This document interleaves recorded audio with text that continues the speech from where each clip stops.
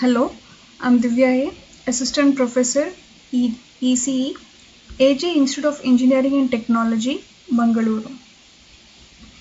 So today I will be continuing with Module 5, that is Optical Networks. And in this video lecture, I will be explaining about access networks and a type of access network, that is the passive optical network. So access network, it is an element of a public telecommunication network. So this access network, it connects the access nodes to their individual users or to metropolitan area networks. So this access network, we can consider it as the last link in a network between the customer's premises and the first point of connection to the network infrastructure. So the transmission media choices, providing strategies for the development of an access network, it is shown here in this figure. So using these different media options, so these are the different medias. So using these different media options, the access network can be provided from a single point. So that single point can be located at the local exchange or a regional hub, or at here POP stands for points of presence for a long haul network connection to service end users. So access networks based on hybrid fiber coaxial, that is HFC. They are a combination of two technologies employing both the optical fiber and coaxial cable as the media. So originally this HFC was a cable TV concept to provide TV broadcasting and reception in rural areas. So this is a generic form of HFC network providing cable TV services to around 500 to 2000 residential users. So this is shown in this figure. So the optical nodes employ optoelectronic transceivers, that is to connect the optical fiber and coaxial cable infrastructure. So in these networks, the RF amplifiers are used as trunk and line amplifiers to amplify signal power on the coaxial cable to enable a large number of customer premises to be reached. And in addition to coaxial cable, other media, that is twisted pair copper cable and radio, have also been used to carry voice, data and video signal. Therefore the term, instead of HFC, the term HFX is used. Here C stands for coaxial cable. So when it is specific to coaxial cable, then it is referred as HFC. So, or if we are using any other transmission media other than coaxial cable, then here the term becomes HFX.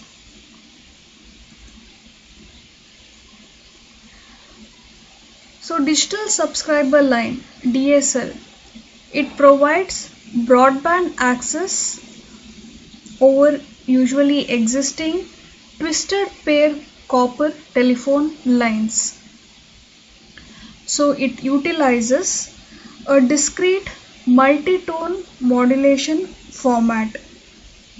So different variants of the DSL enable transmission rates up to 100 megabits per second and distance of 300 meter. Next is the wireless access networks.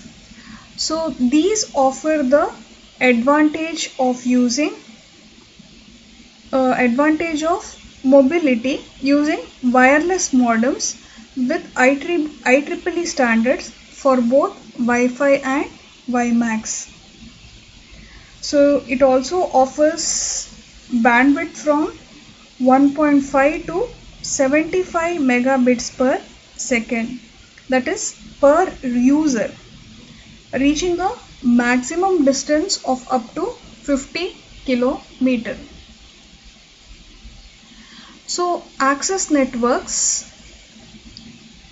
employing an optical fiber from the local exchange to users. So it can support a bandwidth from 10 megabits per second to 2.5 gigabits per second per user. So an optical fiber access network, it is shown here in this figure. So it can be divided into feeder and distributor or distribution sections. So the sections between the local exchange and the remote node is the feeder section, whereas the other section, that is between the remote node and the NIU stands for Network Interface Unit. This is the distribution section. So here the NIU, it enables communication between devices that use different protocols by providing a common transmission protocol. So in order to facilitate this situation, an NIU may require conversion of specific device protocol to the common one or vice versa. So a single RN, so this single RN can serve several NIUs located either in a building or outside. The optical fiber deployment strategies for the access network, so it is shown here in this figure. So the three different approaches are shown depending upon the distance between them, that is between the end users and the local exchange, and an optical network unit, that is the ONU, is used to terminate the fiber connection. So when these ONUs are located in a cabinet situated in main streets, then it is known as fiber to the cabinet. Or when it is situated near to the curb, then it is called as fiber to the curb, or in short it is FTTC. So when this particular ONU, when it is placed within a major building, the fiber access network is referred to as the fiber to the building, FTTB. And when the ONU is located within a single house or home, such a fiber access network is referred to as fiber to the home. So these are the different approaches depending upon the distance between the users and the local exchange or office.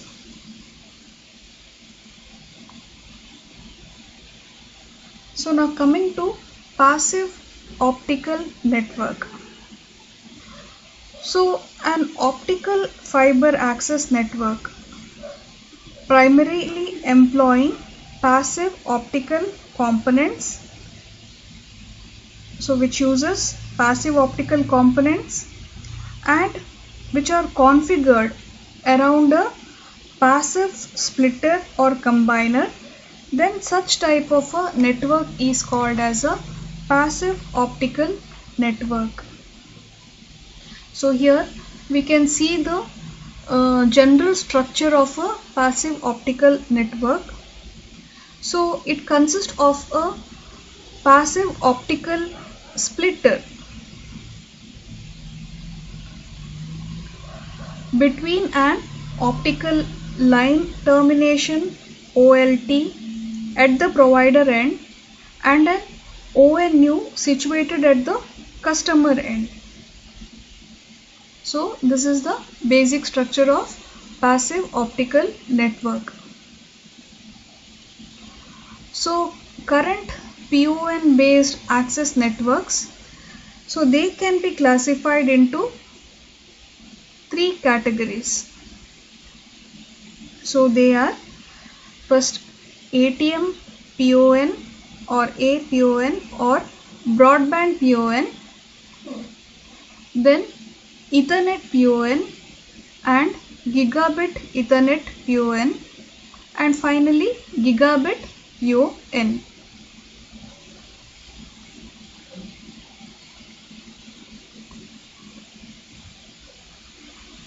So here in this figure it shows an asynchronous transfer mode passive optical network.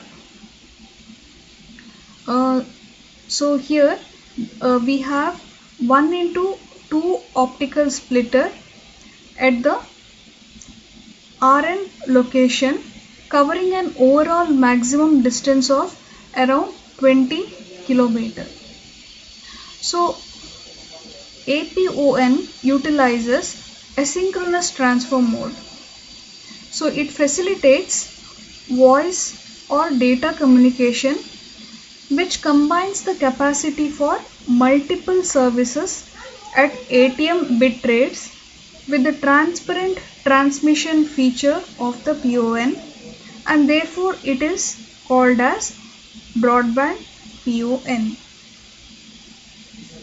So for an APON, the ATM transition is broadcast downstream from OLT to the ONUs, while the transmission from each ONU is granted upstream bandwidth using a time shared approach. So although the data rates used in this APON are equivalent to those used in SDH or SONET, APON cannot readily carry the IP or Ethernet data packets, which are required to be broken up and reassembled at the user terminal. So this can be accomplished using something called as Ethernet PON. So here we have this figure demonstrating the downstream broadcast and the upstream broadcast in an Ethernet PON. So here each packet contains information on the destination, and therefore all the packets arrive in a sequential order, enabling a complete message to be constructed. So here this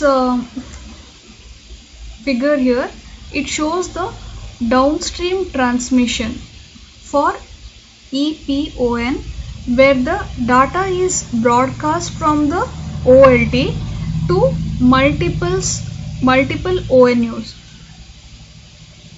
So here we can notice that the packets have variable length. Okay, so at the splitter the traffic is coupled to 3 separate fibers, each carrying all the same traffic. When the data reaches the ONU, so this ONU will accept the packets that are intended for it and discards the remaining packet. For example, ONU 1, it receives 2 packets identified as packet 1, and it will discard packet 2 and 3.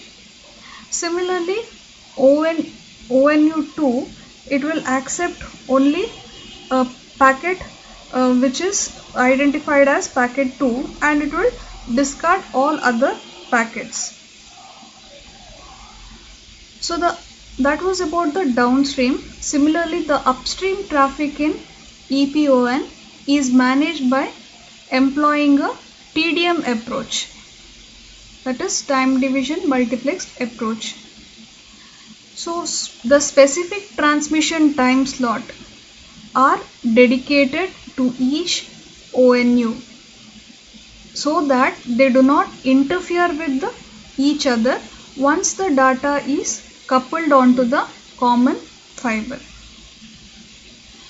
For example, here this ONU 3, it transmits packet 3 in the first time slot. ONU 1 transmits packet 1 in second non-overlapping time slot, and finally ONU 2 transmits packet 2 in a third non-overlapping time slot. So the 3 packets are then multiplexed and the resultant signal is transmitted to the OLT. So Ethernet PON can be implemented using either 2 or 3 wavelength signals. So one each for downstream and upstream transmission, and the third wavelength region provides for the RF or for the dense WDM transmission.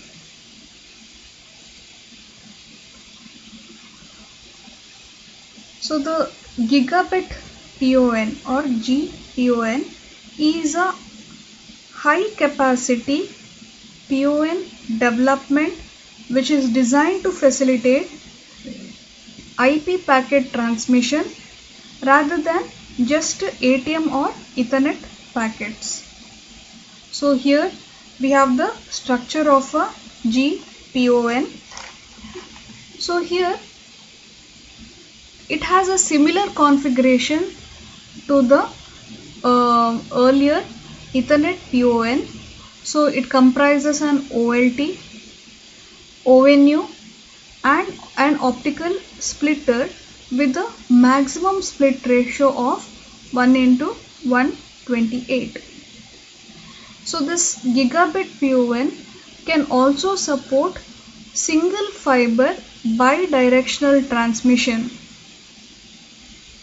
with transmission rates up to 2.4 gigabits per second for both up and downstream transmission. So this gigabit PON can carry both ATM and Ethernet as well as IP packets. So in this figure we can notice that ATM, Ethernet and IP packets are mapped onto the GPON frame structure. So ATM traffic is incorporated in an ATM frame, while a generic frame procedure, that is GFP, is usually employed for both IP and Ethernet traffic. So this GFP approach for PON is called GPON encapsulation method or GEM. So hence both GEM and ATM frames, so they are combined using the GPON transmission convergence, referred here to as GTC. So finally the GM frame structure for a GPON, so showing the encapsulation of the IP and this Ethernet frames and mapping of them onto a GPON frame. It is shown here in this figure. So a gigabit capable Ethernet has been specified as a standardized PON which uses only Ethernet frames and is therefore referred to as gigabit Ethernet PON. So the overall bandwidth provided by a PON can be increased if WDM techniques are employed. So a potential WDM based PON implementation is shown here in this figure. So the OLT, it comprises both WDM source and the receiving units which send and receive WDM signals. An optical bandpass filter is used to separate the optical signals between the transmitting and receiving units in the OLT. The OLT is connected to the RN by a single optical fiber that carries bidirectional signal transmission, enabling two wavelength bands, that is one each for downstream, that is here it is lambda 1, lambda 2 up to lambda n, and for upstream that is lambda n plus 1, lambda n plus 2 and lambda 2n. So the RN section, it consists of optical multiplexer and demultiplexer units, so which consist of arrayed waveguide gratings, and these devices are used to route the WDM signals from the RN to a particular ONU or from ONU to the RN. So such WDM PONs are also referred to as wavelength routed PONs. So each ONU consists of an optical fiber to separate the incoming and outgoing wavelength signals. So for example here, this ONU1 uses signal wavelengths lambda 1 for lambda 1 for upstream and lambda n plus 1 for downstream respectively. So it is also possible to employ an AWGs to route a band of wavelength signals to a specific group or a number of ONUs. So a multi-stage AWG implementation of the RN in a WDM based PON, it is shown here in this figure. The two-stage AWG configuration comprises a 2x8 device that is followed by a 1:4, that is 1 input 4 output AWG in each stage. So it incorporates a downstream grouping strategy for a total of 32 ONUs, where a single 1:4 AWG serves an individual group of 4 ONUs. So a similar approach utilizing an AWG has also been proposed to facilitate a multiple PON network.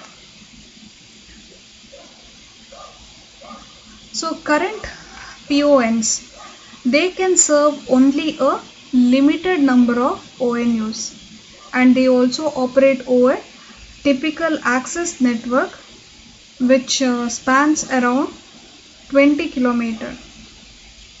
So longer distances for a PON can be achieved when optical amplifiers are used, and such an access network, it was initially called as super PON, and now they are called long reach PONs.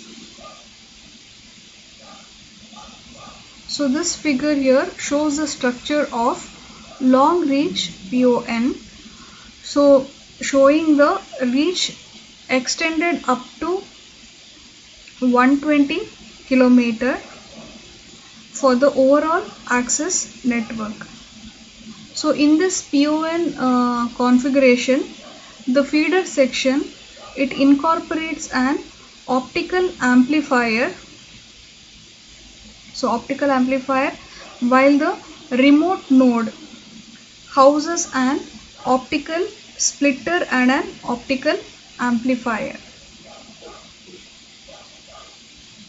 That is this amplified splitter to increase the optical signal power to provide for a greater number of splits. The passive optical splitter configuration in the distribution section can have a splitting ratio of around 1:128 or even more, depending upon the network optical power budget.